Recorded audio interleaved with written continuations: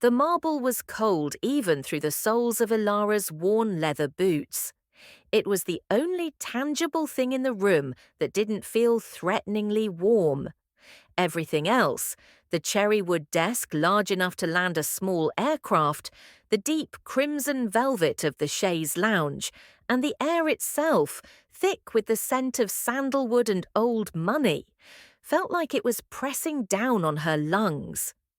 Darius Thorne's penthouse office was situated 200 floors above the city, yet it felt less like a vantage point and more like the bottom of a silent, deep ocean. He sat behind the desk, a silhouette against the floor-to-ceiling windows that presented a dazzling, insignificant tapestry of lights. He was not a man who sat. He was a man who occupied space with the stillness of a predator that knows it has already won. He wore a suit the color of midnight, perfectly tailored, and his hands were folded on the desk. Hands that, Ilara knew, could snap bones or sign contracts worth nations with equal lack of feeling. Ilara didn't flinch, even when his gaze finally found her. His eyes were the color of glacial ice, light and impossibly sharp, cutting through the thin veneer of composure she had painstakingly constructed. "Miss Vancroft." His voice was a low, perfectly modulated rumble. It didn't ask a question, it stated a fact, the fact being that she was here, and he owned her time, her father's debt, and soon, perhaps, her very breath. "Mr. Thorne," she returned, her voice steady but tightly wound. "I'm here about the debt."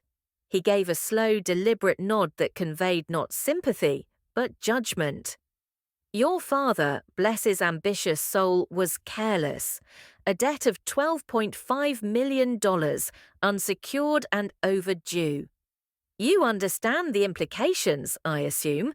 The bank is already preparing seizure orders for the Vancroft estate."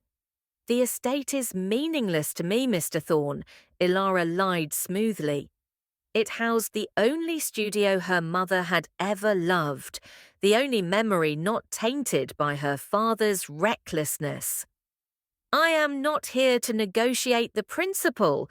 I am here to offer a structured repayment plan. My credentials—" She pushed a thick manila folder across the polished desk. It contained her financial projections, her art portfolio sales, and her credentials as a highly sought-after archival restoration specialist. It was her life, quantified and packaged as collateral. Darius didn't touch the folder. He didn't even glance at it.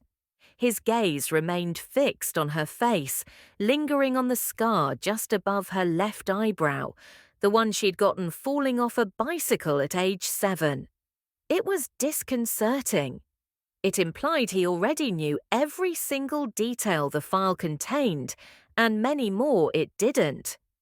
"The Vancroft money is an inconvenience, Miss Vancroft." "A speck of dust on my balance sheet," he finally stated, his lips curving into a smile that was less reassuring than a snarl. "I don't need your installment payments. I need something else." Ilara's heart hammered against her ribs, a desperate, frantic bird in a cage. "I don't understand." He leaned forward then, slowly, deliberately, until the sliver of space between them felt charged with static electricity. The scent of sandalwood intensified, mixing with a subtle, sharp hint of ozone. "I am currently in need of a quiet fixture in my life.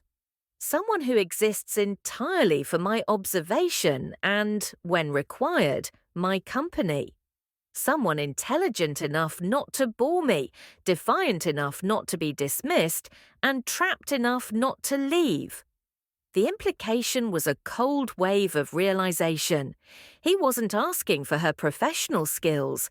He was asking for her person. "You want a companion, a hostage?" Ilara demanded, the control finally snapping.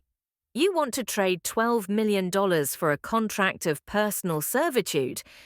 His eyes narrowed infinitesimally, the glacial quality hardening into granite. I am offering a full and immediate cancellation of the Vancroft debt, the cessation of all legal action, and the safe transfer of the estate, title clean, to your name. In return, you will reside exclusively at the estate I designate. You will be my guest, Ilara, my permanent, obligate guest. You will attend to my needs, social, domestic, and otherwise, as instructed, and you will not, under any circumstances, communicate with the outside world without my express written permission. He used her first name, and the intimacy of it felt like a violation. It was a dark, gilded cage he was offering. Freedom from financial ruin, but absolute servitude to him. And if I refuse... Darius picked up a silver letter opener, turning it over in his hand until the sharp edge caught the light. Then the legal process continues. The debt is settled eventually by the sale of your father's assets, the seizure of the estate, and perhaps a few uncomfortable questions asked about your own, surprisingly large, personal accounts. You have talent, Ilara. I would hate to see it wasted on a long, messy legal battle. Choose. The choice wasn't about money. It was about protecting the last remnants of her life and her mother's memory. And more dangerously, it was about a strange, terrifying curiosity about the man offering the chains. Ilara met his gaze, unflinching now. What are the terms of the otherwise? Darius's smile returned, darker this time, predatory and satisfied. The terms are simple. I own your time, your silence, and your proximity. Everything else is subject to my desire and your compliance. Welcome, Ilara, to your new life.